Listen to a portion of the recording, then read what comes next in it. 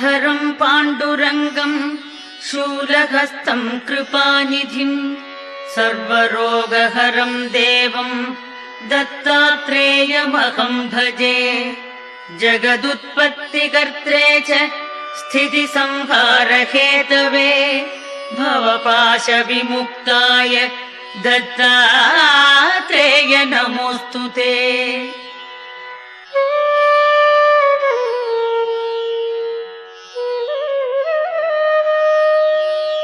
जराजन्म विनाशाय देहशुद्धिकराय च दिगंबर दयामूर्ते दत्तात्रेय नमोऽस्तु ते।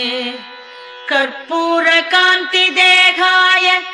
ब्रह्ममूर्तिधराय च वेदशास्त्रपरिज्ञाय दत्तात्रेय नमोऽस्तु ते।